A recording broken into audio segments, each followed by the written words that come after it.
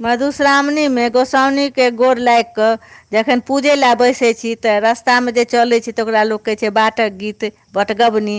तऽ हम एकटा बटगवनी गबै छी, सुनै जाइ जाउ।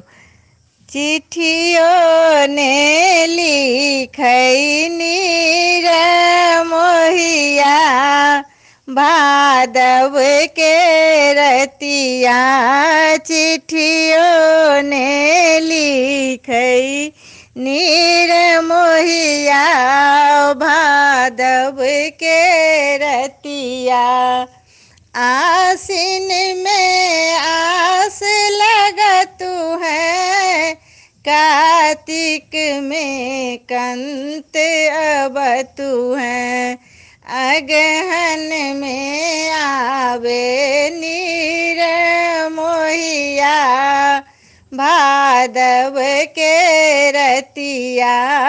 अगहन में आवे नीर मोहिया, भादव के रतिया। पूस में सिरक भरतु है, माघ में सेज सजतु है।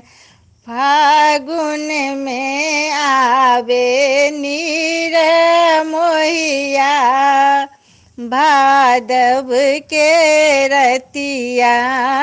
फागुन में आवे नीर मोहिया, भादव के रतिया।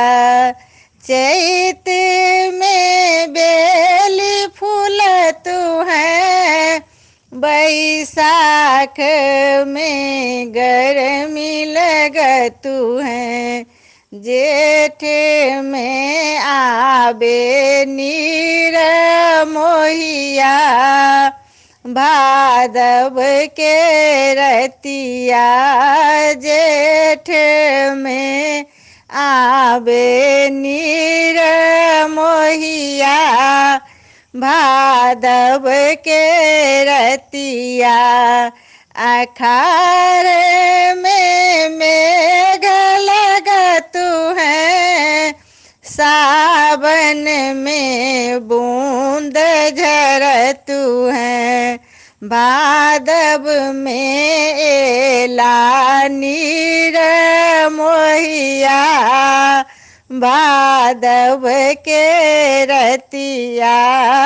भादव में एला नीर मोहिया, भादव के रतिया।